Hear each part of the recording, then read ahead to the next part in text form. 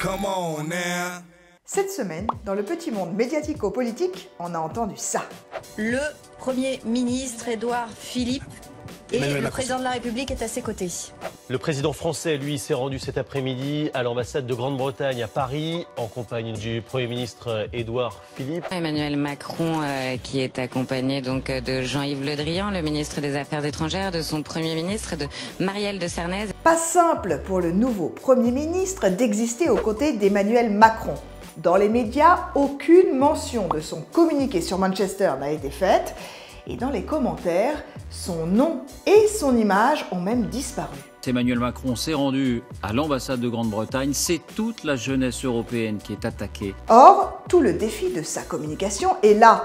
Édouard Philippe doit se présenter au grand public qui ne le connaît pas, mais lui a choisi une stratégie molle. Dans notre façon de fonctionner, dans le sérieux de nos annonces, dans la modération de notre ton. Voilà, Édouard Philippe, inconnu il y a 10 jours, a opté pour la sobriété au risque de rester flou. Son plan média fut sans surprise. Un 20h, une radio, un journal national et local et quelques posts sur les réseaux sociaux où il est carrément à la traîne. Le tout avec 2 messages, là encore, ultra classiques. Moi, je suis un homme de droite. Je suis clairement un homme qui a eu un engagement politique à droite. Une bonne réforme, c'est une réforme qui est pensée, annoncée, discutée et ensuite rapidement exécutée. Un choix éclairé, c'est quelque chose qui est mûri, qui est pensé, et qui est discuté et qui ensuite est assumé. Carré, mais pas super sexy. Édouard Philippe propose donc le personnage du travailleur loyal qui va contrôler sa communication. Mais pour le moment, il apparaît surtout comme le valet de Macron. Mais attention, Macron, pendant la campagne, avait fait une promesse. Je ne veux pas intervenir tous les jours sur tous les sujets. Et le président est en effet devenu, en quelque sorte, celui qui a écrasé la fonction de Premier ministre. Mais la volonté du président de la République, elle est clairement affirmée. Et moi, mon objectif, c'est de faire en sorte que les objectifs qu'il a fixés soient atteints. Ouais, pas gagné.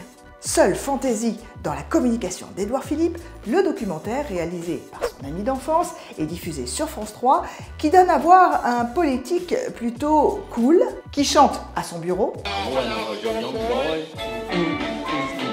qui dort par terre et qui parfois a quelques audaces verbales. Donc ça va se jouer à un poil de bite. Tout le storytelling d'Édouard Philippe est donc à construire et il devra faire vite car le petit état de grâce sondagier dont il bénéficie dans l'ombre de Macron est menacé par la grogne sociale. Et pour finir, un coup d'œil à notre baromètre politique des réseaux sociaux. Cette semaine, la personnalité la plus commentée sur Twitter et sur Facebook, c'est Jean-Luc Mélenchon qui détrône Emmanuel Macron. Come on, vous ne verrez plus jamais la politique comme avant. À la semaine prochaine sur le JDD.fr. Come on now.